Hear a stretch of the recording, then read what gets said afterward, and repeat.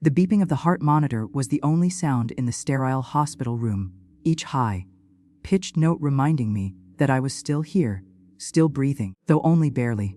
The scent of antiseptic burned my nose, and the fluorescent lights above me felt cruel, exposing my weakness like a spotlight. My body ached with exhaustion, my veins stung with every drip of medicine flowing into me. I had always been strong, the kind of woman who carried burdens without complaint. A widow at 40, I had raised my children alone, sacrificing my own dreams to build theirs. I worked long shifts, skipped meals so they could eat, and smiled through loneliness so they would never feel it. I believed that my love would be enough to make them kind, grateful human beings. But life has a way of peeling back illusions, and sometimes the truth doesn't knock softly. It smashes through like glass shattering against the floor. It was late one evening when the nurse, a kind girl with tired eyes, adjusted my IV drip. She was young, almost the same age as my eldest daughter, and her gentle presence gave me comfort. As she worked, her phone buzzed in her pocket. She apologized, thinking I was asleep, and answered in a hushed voice. I wasn't meant to hear. But I did, she whispered. Yes, they're all at the house right now. They said they wanted to celebrate early. I don't know. They were laughing, talking about what they'll do with the money once it's theirs. It felt strange. She's not even gone yet. The words slammed into me harder than any illness. At first, I thought I misunderstood. My children, my own flesh and blood, the ones I carried in my womb, rocked to sleep, stayed up nights worrying about, celebrating, planning my inheritance while I lay here fighting for my life. The nurse gasped when she realized I had heard. I'm sorry, Mom. I shouldn't have said anything. But the damage was already done. I closed my eyes, and in that darkness, memories clawed their way out. My eldest son, who once clung to my hand at the school gate. My middle daughter, who cried on my lap when her heart was broken. My youngest, whose laugh once filled the empty corners of my soul. I gave them everything, even parts of myself I could never recover. And now, while I struggled between life and death, they laughed in the very house I built for them. Tears slid down the sides of my face, soaking into the stiff hospital pillow. My chest tightened, but it wasn't the illness. It was betrayal, sharp and suffocating. I imagined them, sitting around the dining table, where I had served them countless meals, dividing my jewelry, my savings, my home as if I were already buried in the ground. The nurse reached for my hand, but I pulled it away. My heart was too raw, my pride too shattered to let anyone comfort me. That night, I didn't sleep. I stared at the ceiling, every beep of the monitor echoing the rhythm of betrayal. In those endless hours, something inside me shifted. Love broke, trust bled, but resolve began to grow. I whispered to myself, my voice hoarse but steady. They think I'm finished. They think my story ends here. But they're wrong. They don't know me at all. The hospital discharged me 2 weeks later. I walked out of those glass doors slower than I used to, a scarf wrapped around my shoulders to hide the frailty I could no longer deny. My body had grown weak, but my mind had become sharper, like glass forged by fire. My children were waiting at home, their smiles wide and voices sweet, too sweet. Amy, you look so much better, my eldest son said, rushing to take the small bag from my hands. His arms were strong, but his eyes betrayed him. They darted not to me, but to the papers the nurse had given me, my discharge summary and medical bills. My middle daughter clutched my arm gently. You must rest now. Don't worry about anything. We'll take care of everything. Her words dripped with honey, but the aftertaste was bitter. And my youngest, the one I once believed would never leave my side, he hugged me briefly before blurting, "We thought you wouldn't come home so soon." They thought, they planned, they expected. I smiled faintly, hiding the storm beneath my ribs. Yes, Allah gave me more days. That night, as I lay in my bed, I could hear them whispering in the living room. Their voices were low, but in the silence of the house, every word crawled through the walls and pierced my ears. Do you think she's strong enough to last long? She still looks weak. Maybe months, not years. If we sell the house, I want the bigger share. I'm the eldest. No, she promised me her gold. I'll never forgive you if you touch it. My hands trembled, gripping the blanket until my knuckles turned white. Every word was a knife, slicing deeper than the last. They didn't care about my recovery. They didn't care if I lived or died.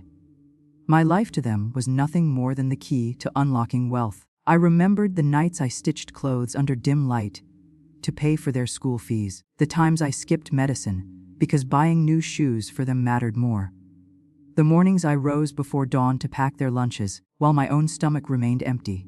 And this was my reward. The betrayal ate away at my soul, but I stayed silent. I spoke little, smiled faintly, and let them think I was fragile and ignorant. They kissed my cheek, offered tea, and patted my hand, believing their act of false affection was convincing. But behind their sweet words, their eyes betrayed hunger. Greed had turned them into strangers. Alone in my room, I stared at the mirror. The reflection looking back at me was older than I remembered, lines of pain etched around the eyes, lips thin from years of sacrifice. For a moment, I felt pity for her, for myself. But then, slowly, I saw something else in those eyes: fire. If my children had forgotten who I was, I would remind them. I was not weak, I was not finished. I had lived through storms far greater than this betrayal, and I had built my world from ashes once before. Yes, my heart ached. Yes, my soul bled. But I would not die as their victim. Lying awake in the stillness of the night, I began to form the first threads of a plan. Quiet, patient, merciless. I whispered to the darkness, the same words I had spoken in the hospital. They don't know me at all. The days that followed passed in silence, but my silence was no longer born of pain. It was strategy.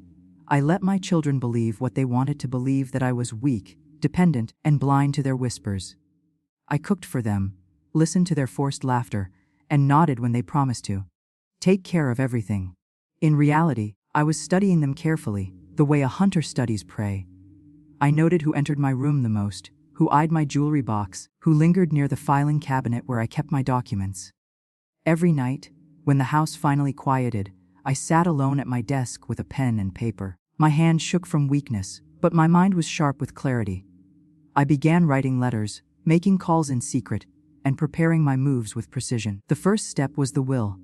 I contacted Mr. Rahman, my late husband's most loyal friend, and the only man I trusted with my truth. He had stood by me during the darkest years of widowhood, and I knew he would understand. I met him in his office, cloaked in a shawl, my children thinking I had gone for a doctor's appointment. His eyes softened when I told him everything. "They celebrated your death before it came," he said, his voice tight with anger. I nodded. "They are not my children anymore, Rahman Sahib. They are vultures circling a body they think is already cold. I want them to feel what I felt. The betrayal, the emptiness, the regret. Together, we rewrote my will. Not a single rupee, not a single inch of property would go to them. Instead, my assets would be transferred to causes I believed in. An orphanage I had once volunteered at, a scholarship fund for poor girls, and a trust under Rahman's careful management. But that was not enough. No, revenge had to be more than legal documents. It had to be a lesson burned into their hearts. So, I designed it. Each of my children would receive something symbolic, a reminder of what they had lost, not just the wealth, but me. To my eldest son, who had spoken of selling the house, I left the original house keys, wrapped in a velvet pouch with a note: "A home without love is just walls. These walls are yours, but they will never belong to you." To my middle daughter, who coveted my gold, I left a single piece, a dull, tarnished bangle I wore as a girl. With it, a letter: "This is all the gold my mother owned when I married. I built the rest with love. Without love, gold is nothing but metal." And to my youngest, the one whose hug had felt the most hollow, I left my old diary. The pages were filled with years of sacrifices, sleepless nights, and prayers for their happiness. The final entry read: "You celebrated too soon." I signed the documents with a steady hand. For the first time in weeks, my chest felt lighter. When I returned home, my children greeted me with their usual rehearsed warmth. They fussed over my shawl, poured me tea, and asked careless questions about my health. I answered softly, masking my satisfaction with wariness. They had no idea. And perhaps that was my sweetest victory. Not only would they be denied the inheritance they lusted for, but they would never see the storm coming until it was too late.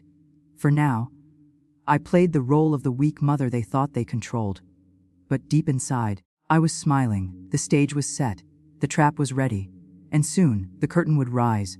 It was a gray morning when Mr. Rahman arrived at the house, carrying a thick folder under his arm. The air in the living room was heavy with anticipation. Though my children tried to disguise it with polite chatter, I sat in my armchair, a shawl wrapped around me, my face unreadable. They thought this was it, the day they had been waiting for. The early inheritance.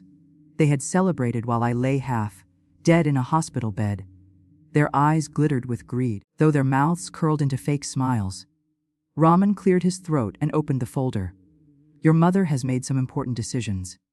Today, I will read them aloud. I could feel the eagerness radiating off my children. My eldest son leaned forward, his hands clasped tightly. My middle daughter adjusted her scarf, pretending to look modest while her fingers twitched nervously. My youngest tapped his foot against the floor, restless, impatient. Raman began. His voice was steady, formal, each word slicing through the silence.